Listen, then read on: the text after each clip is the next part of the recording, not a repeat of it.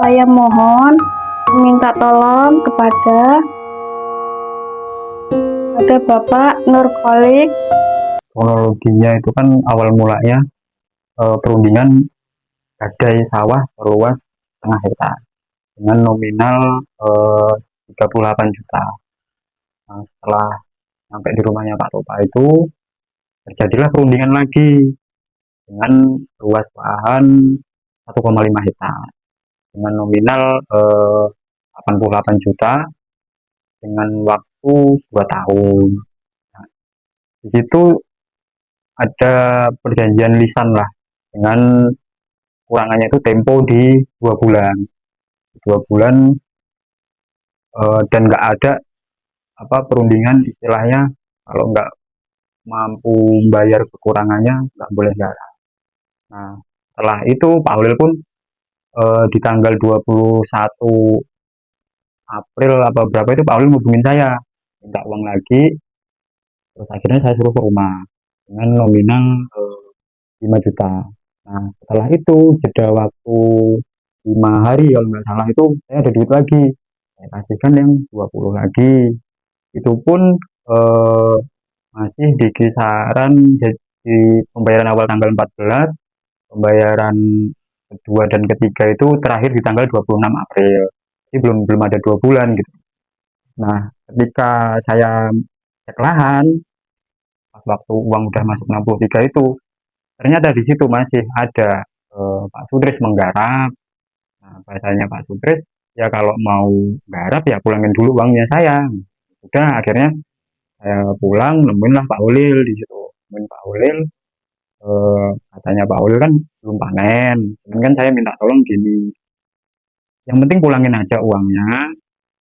Terus terkait Pak Sutris ini menggarap karena adiknya masih tanggung ya, masih mau panen.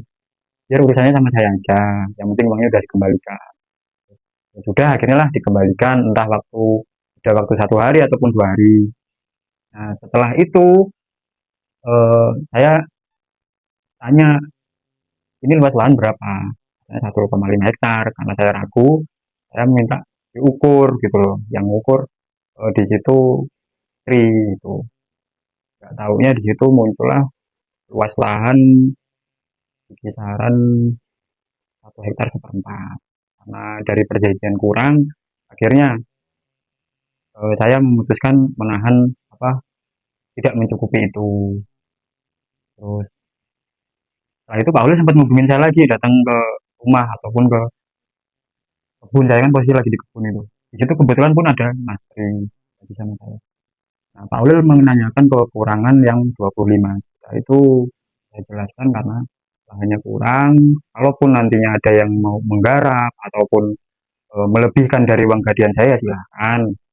Saya minta garapan 1 kali garap aja. Itu pun kalau boleh. Ternyata malah justru saya nggak boleh garap dengan alasan nominalnya kurang dari 25 juta itu tadi yang nominal 8. Nah, setelah itu saya tanyakanlah uang yang sudah masuk itu. Ternyata jawabannya Pak Ulil malah ya dapat saya seadanya saya. Nah, terlepas itu selanjutnya itu kalau nggak saya eh, sempat ceritalah sama Mas Sulis ataupun Pak Babin lah.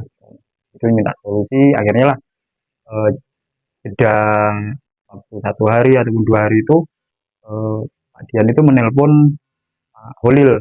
Kayaknya gimana kasusnya Mas Yuda ini. Nah, Dian mintalah untuk uangnya dikembalikan. Jawabannya Pak Ulil kan orang itu uangnya belum cukup kok minta kembalikan kan gitu.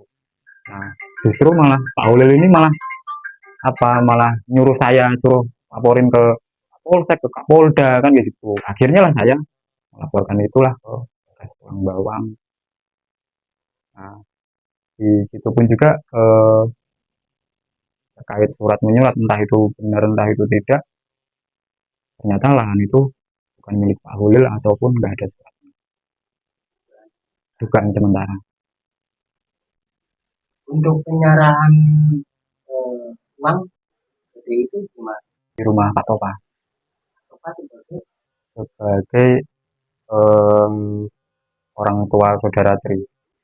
Nah, di saat itu kan sebenarnya saya mintanya ke rumahnya dia, tapi dia Ke rumahnya siapa? ke rumahnya Pak Holil. Tapi Pak Holil ngomongnya di rumah banyak orang, Alasannya. alasannya Pak Holil. Dan saya pun ketika tempat Pak Topa itu nggak taunya dia udah di situ, Pak. Makanya terjadilah pembayaran di situ. Yang siapa? Pak Holil udah di situ. Semoga masalah suami saya dengan Pak Holil bisa cepat selesai dan uang bisa dikembalikan dan suami saya mendapat keadilan. Maka dari itu saya meminta tolong kepada Polsek Dinte Kelada Bapak Nur Kholik untuk menindaklanjuti masalah suami saya. Karena bagi saya uang itu tidak sedikit, bagi saya itu uang sangat besar dan berarti buat keluarga saya. Saya mohon meminta tolong kepada Bapak Nur Kholik untuk menindaklanjuti masalah ini. Semoga masalah ini cepat selesai.